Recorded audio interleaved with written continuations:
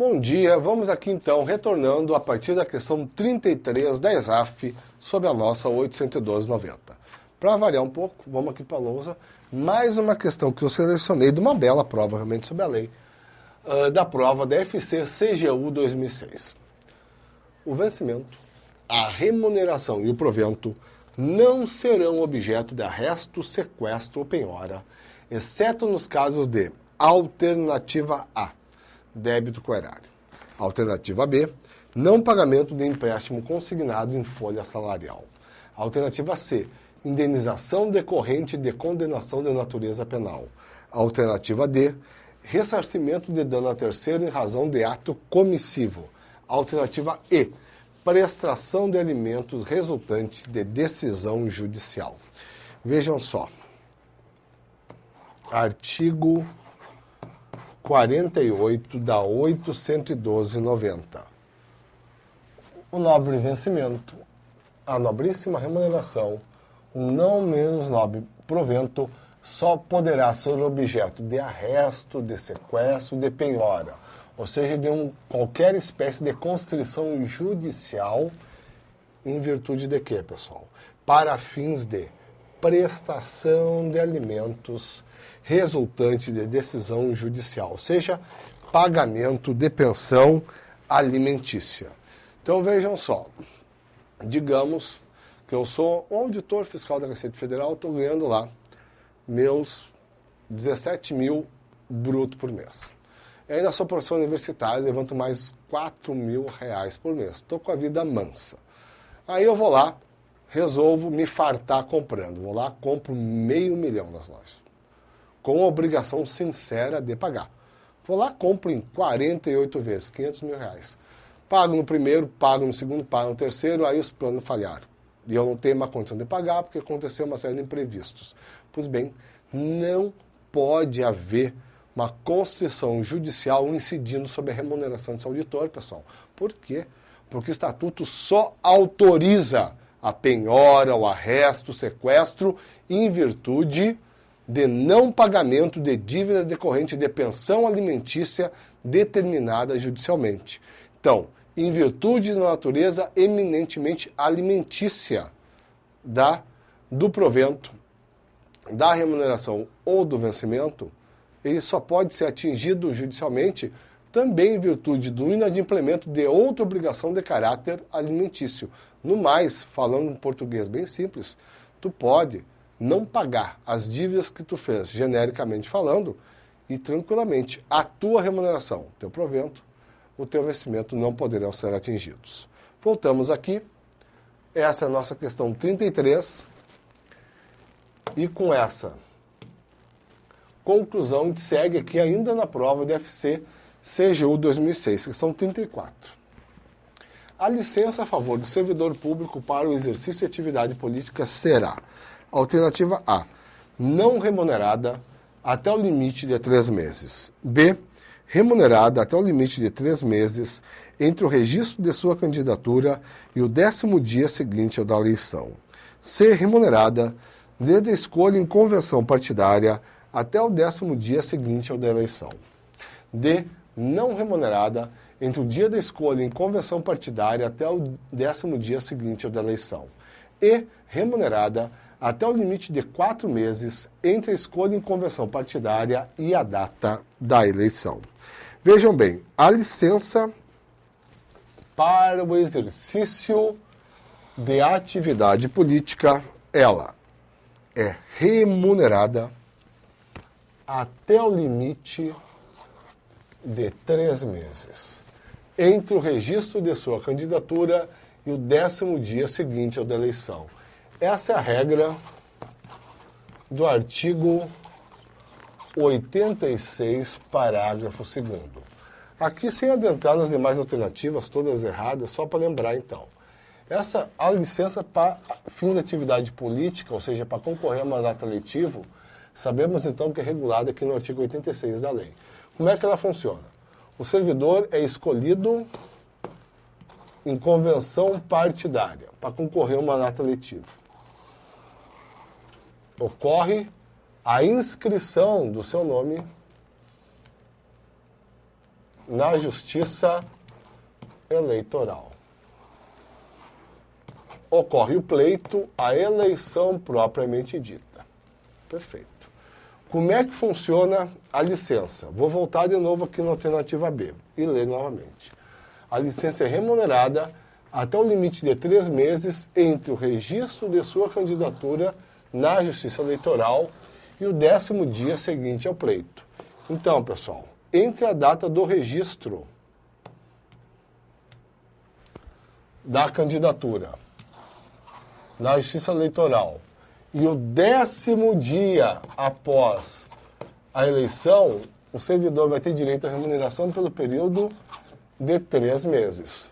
Já no que toca ao período entre a escolha do servidor em convenção partidária para concorrer a um mandato eletivo e a data imediatamente anterior à inscrição na junta comercial, Justiça Eleitoral, o servidor vai ter direito à licença, mas ela é não remunerada. Pois bem, seguimos aqui de pronto, questão de número 35, PFN 2006. Entre as opções abaixo, assinale aquela que, consoante estabelece a Lei 812/90, não constitui por si só razão para a demissão de servidor público federal. A incontinência pública e conduta escandalosa na repartição. B. Revelação de segredo do qual se apropriou em razão do cargo. C. Inassiduidade habitual. D. Acumulação ilegal de cargos, empregos ou funções públicas. E E. Manter sob sua chefia imediata em cargo, função de confiança, cônjuge, companheiro ou parente até o 2º grau civil. Pois bem, qual dessas condutas não justifica a pena de demissão? É a última. Manter o servidor sob sua chefia imediata, em cargo ou função de confiança, cônjuge, companheiro ou parente até o 2º grau civil. Vejam só, pessoal, essa situação aqui, que pode caracterizar, aí, em regra, caracteriza, de fato, mesmo que de forma light, nepotismo no seio da administração, ela só justifica a aplicação da pena de advertência. É isso que nos diz o 117, inciso 8, que prevê a conduta quando ele é aplicado conjuntamente, vou botar aqui embaixo, com o artigo 129. Seguimos aqui, então. Bom, as demais, então, tá, pessoal? A, B, C e D, sem dúvida, acarreta a pena de demissão. Questão 36, TRF 2006. À luz da Lei 812/90, que dispõe sobre o regime jurídico dos servidores públicos civis da União, não constitui forma de provimento nem de vacância de cargo a figura A do aproveitamento, B da promoção, C da readaptação, D da recondução e da redistribuição. Pois bem, provimento, nós sabemos, é o ato pelo qual certo cargo público é preenchido com a designação do seu titular. Vacância contraposto. É o fato mediante o qual certo cargo público é desocupado. Pois bem, aproveitamento, vamos para as alternativas, é forma de provimento. Promoção é forma de provimento e de vacância. Readaptação, da mesma forma, é forma de provimento e de vacância. Recondução é forma de provimento. E aí sobrou então o que? Alternativa E, a redistribuição. Redistribuição é o modo como se dá, é um instituto pelo qual se dá o deslocamento do próprio cargo público, do tipo efetivo. Pois bem, essa questão 36, da mesma prova, TRF 2006, questão 37. À luz da Lei 812/90, que dispõe sobre o regime jurídico dos servidores públicos civis da União, não constitui benefício do plano de seguridade social do servidor e sim direito ou vantagem a. Alternativa A. Garantia de condições individuais e ambientais de trabalho satisfatórios. B. Licença gestante. C. Licença para tratamento de saúde. D. Licença por acidente em serviço. E a E. Licença por motivo de doença em pessoa da família. Pois bem, Qual dessas licenças não está prevista no título, pessoal, destinado à Seguridade Social do servidor? Bem tranquilo. Alternativa E. A licença por motivo de doença em pessoa da família é prevista na parte dedicada aos direitos e vantagens. Os demais benefícios da alternativa A, B, C e D estão previstos aqui no artigo 185, no título destinado à Seguridade Social do Servidor Público Federal. Seguindo aqui, pessoal, questão de número 38. Ministério Público, MP, ENAP, SPU 2006. Comum a todos os cargos.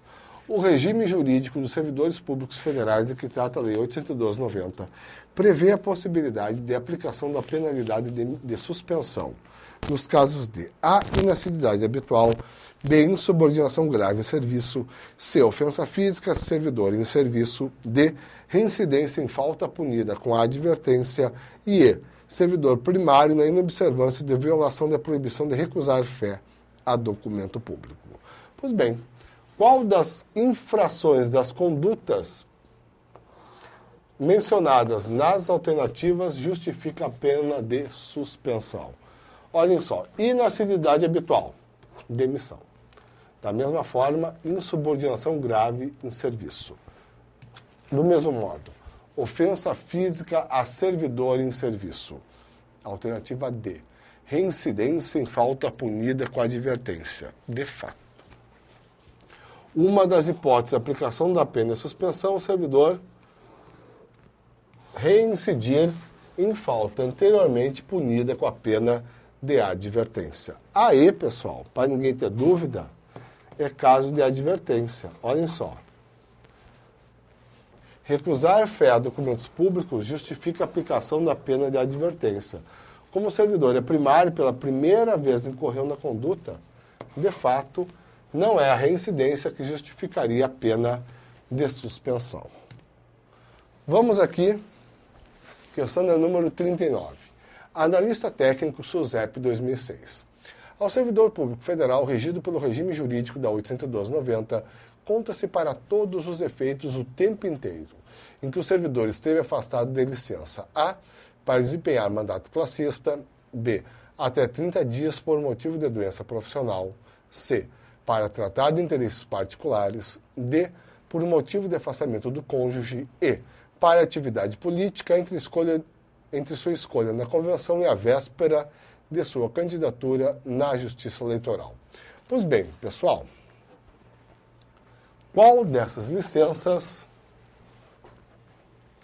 conta-se para todos os efeitos? Tranquilo, tranquilo. Alternativa B.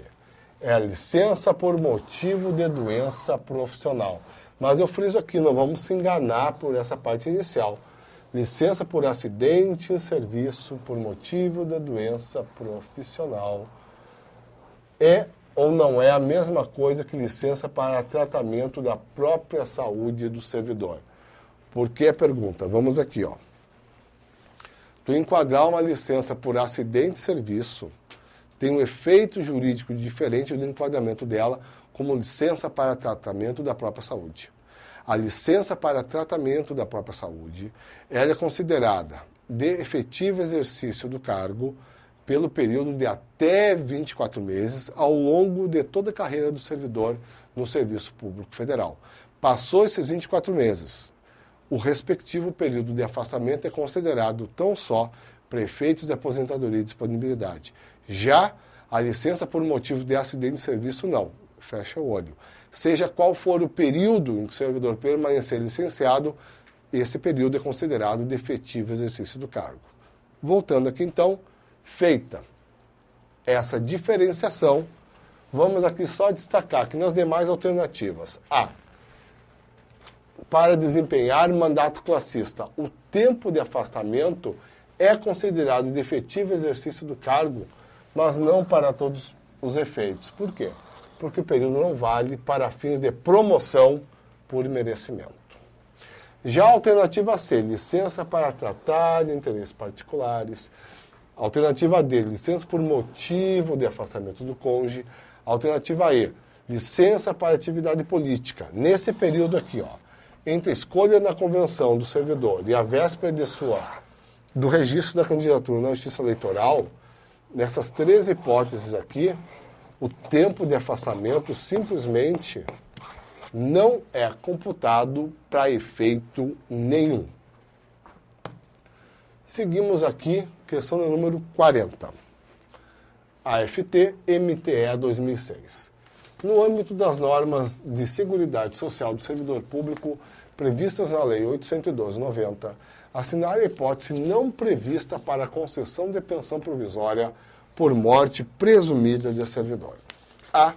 Desaparecimento em desabamento, inundação, incêndio, acidente não caracterizado como em serviço. B. Declaração de ausência prestada pela autoridade judiciária ou policial competente. C. Desaparecimento no desempenho das atribuições do cargo. D. Declaração de ausência prestada pela autoridade judiciária competente. E E. Desaparecimento no desempenho de missão de segurança. Pois bem, a pensão provisória por morte presumida do servidor é regulada no artigo 221 do Estatuto. Segundo seus dispositivos, uma das hipóteses de cabimento da concessão da pensão provisória se configura quando é declarada a ausência do servidor, mas isso só pode ser feito por uma autoridade judiciária, não por uma autoridade policial. Logo, a alternativa B é a alternativa que corresponde ao enunciado. Só destacando aqui o fundamento legal, a matéria é regulada no artigo 221, especificamente no inciso 1. Seguindo, questão do número 41, analista de planejamento e orçamento, Ministério de Planejamento, Orçamento e Gestão, 2008. Em se tratando do regime jurídico dos servidores públicos, assinale os itens a seguir e marque com V a assertiva verdadeira e com F a falsa, assinalando ao final a opção correspondente. Readaptação ou retorno à atividade de servidor aposentado. Ao servidor é proibido recusar fé a documentos públicos. A obrigação do servidor público de reparar o dano causado a terceiro estende-se aos sucessores. É a modalidade de penalidade disciplinar a cassação de aposentadoria. A FVVV, B VFFV, C VVFF-D, FV, FV e VFFF. Vamos voltar aqui e analisar uma por uma. Readaptação é o retorno à atividade de servidor aposentado. Errado. O nome disso, como sabemos, é reversão. Figura regulada nos artigos 24 e 25 da lei. Seguinte, ao servidor é proibido recusar fé a documentos públicos, sem dúvida nenhuma. Essa proibição está no artigo 117, inciso 3. Terceira, a obrigação do servidor público de reparar o dano causado a terceiros estende-se aos sucessores, sem dúvida nenhuma.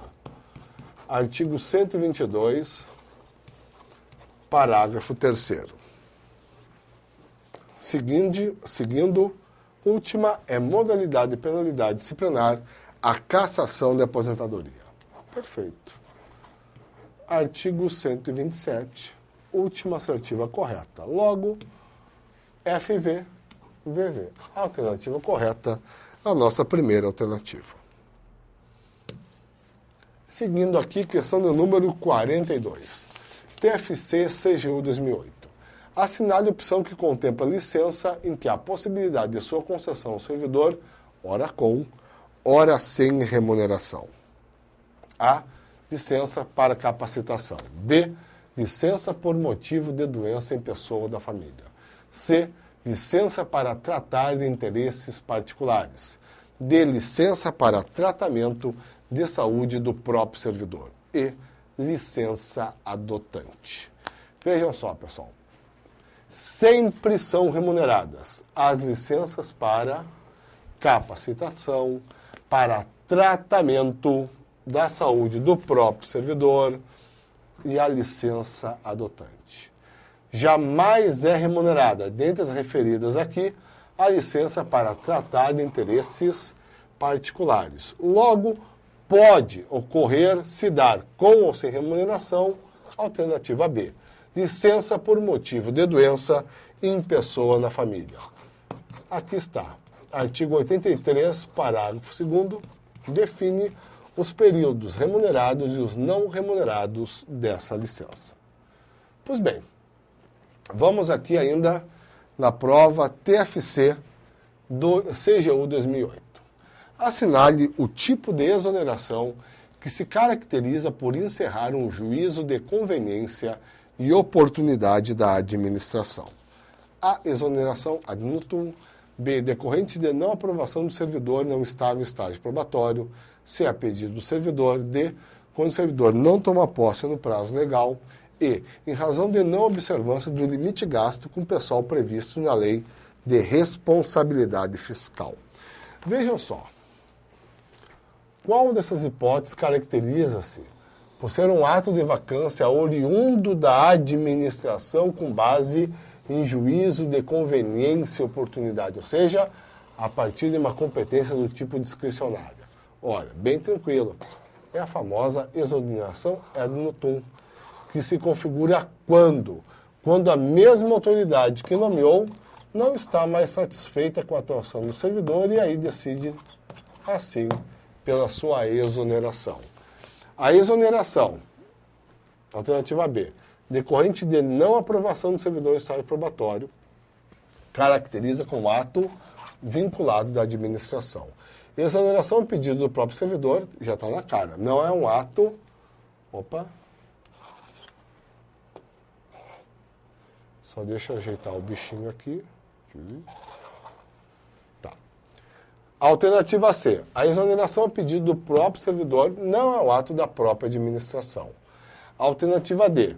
Quando o servidor não toma posse no prazo legal, a administração vai, a partir, com base em uma competência vinculada, expedir um ato de natureza meramente declaratória, né? Declarar que o servidor não tomou posse no prazo legal. Por fim, alternativa E. Em razão da não observância do limite gasto com o pessoal previsto na Lei de Responsabilidade Fiscal. Sem dúvida, aqui também não há margem de discricionariedade no que toca à análise do limite gasto com despesa de pessoal. Pois bem, vamos seguir aqui. Próxima questão, questão de número 44. TFC CGU 2008. Assinale a opção em que os elementos trazidos não sejam essenciais à substituição. A. Afastamento titular superior a 30 dias. B. Afastamento titular de função de direção ou chefia ou ocupante de cargo de natureza especial. C. Designação prévia do substituto por autoridade competente ou ato regimental. D. Afastamento titular de unidade administrativa organizada em nível de assessoria. Alternativa E. Impedimentos legais ou regulamentares do titular ou vacância do cargo. Essa aí é uma questão, vamos voltar aqui para a lousa. Realmente, que a gente tinha que estar esperto. Deixa eu ver se mais uma vez eu ajeito aqui a tranqueirinha. Olhem só. Quais desses elementos não é que não sejam aplicáveis, mas é que não são essenciais à substituição? Vamos lá nas alternativas. Afastamento titular superior a 30 dias. De fato, já está aqui a alternativa correta. O afastamento por prazo superior a 30 dias titular é necessário para que haja o pagamento de vantagem remuneratória em virtude da substituição, mas não para a substituição em si mesma. As demais são corretas, tá, pessoal? Novamente vou ler as alternativas. B. Afastamento titular de função de direção, chefia ou ocupante de cargo de natureza especial. Perfeito. Então, para ocorrer a substituição, pessoal, ela pode se configurar para as seguintes funções: direção, chefia ou cargos de natureza especial. C, designação prévia do substituto por autoridade competente ou ato regimental. Perfeito. A autoridade competente, na verdade, a falta de ato normativo disciplinando a matéria, definir quem será temporariamente o substituto do titular. Alternativa D, afastamento do titular de unidade administrativa organizada em nível de assessoria. Perfeito. Isso aqui, na verdade, já não é, apesar do que o Exaf entendeu, um elemento essencial à substituição. Simplesmente é possível. É de se aplicar as disposições, deixa eu botar aqui embaixo, do artigo 38 da lei, que tratam da matéria, também às unidades organizadas em nível de assessoria. E aí, impedimentos legais ou regulamentares titular ou vacância do cargo são as hipóteses, genericamente falando, em que deverá ocorrer a substituição. Pois bem, aqui então, questão de número 44. Vamos adiante aqui, mais uma questão, questão 45, TFC CGU 2008. Correlacione as colunas a seguir indicando a penalidade correta para cada uma das seguintes situações descritas e, ao final, escolha a opção que apresente a sequência correta. 1, demissão. 2, destituição. 3, exoneração. 4, demissão com ou sem exoneração prévia do cargo em comissão. Servidor em estágio probatório que resta reprovado. Servidor em estágio probatório que comete infração gravíssima. Servidor sem vínculo efetivo com a administração, ocupante de cargo em comissão que comete infração gravíssima. Servidor que ocupe cargo efetivo e comissionado que comete infração gravíssima. Servidor efetivo que comete infração gravíssima. Bom, vamos para cá já, não vamos ler ainda as alternativas. Uma questão interessante de Exaf. Vamos uma por uma aqui, ó. Vamos aqui. Primeiro, parêntese. Servidor em estágio probatório que resta reprovado. Bom, a reprovação em estágio probatório acarreta a exoneração. Então, aqui, 3. Segundo parêntese, servidor em estágio probatório que comete infração gravíssima. Se está em estágio probatório, é porque é ocupante de cargo efetivo. E se é ocupante de cargo efetivo e comete infração gravíssima, o caso é de demissão. Terceiro parêntese, servidor sem vínculo efetivo com a administração, ocupante de cargo em comissão que comete infração gravíssima. Bom, se eu tenho um ocupante de cargo em comissão que comete infração gravíssima, o caso é de destituição. Número 2. Seguindo aqui, servidor que ocupe cargo efetivo e comissionado que comete infração gravíssima.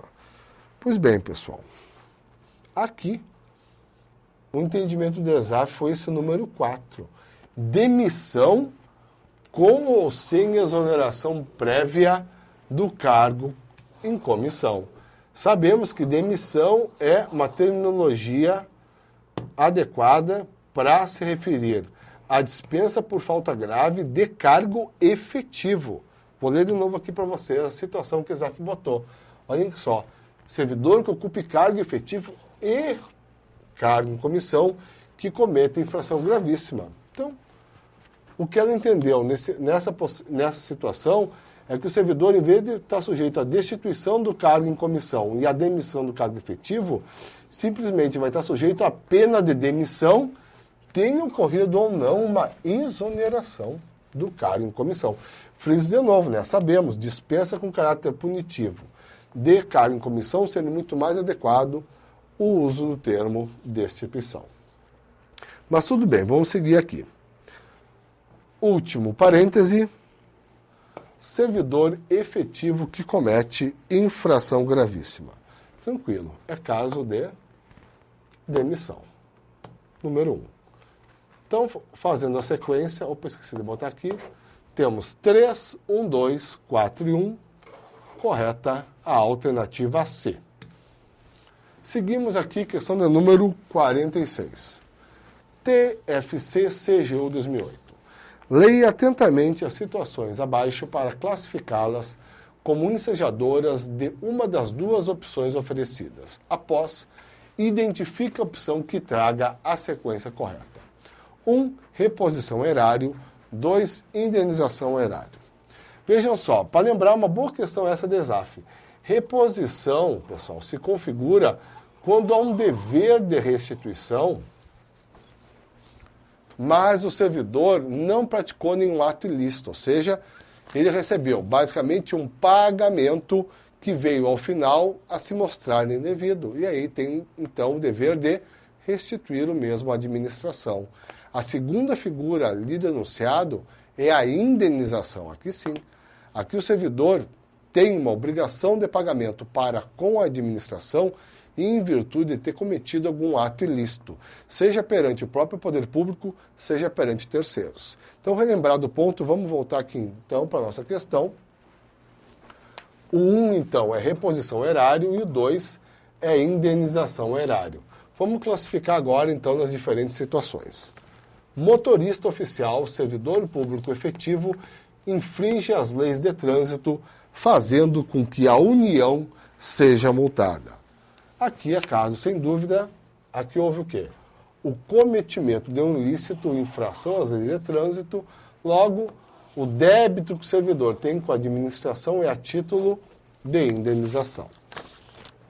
Segunda situação, servidor público efetivo recebe importância superior à que lhe era devida em razão de erro material por parte da administração.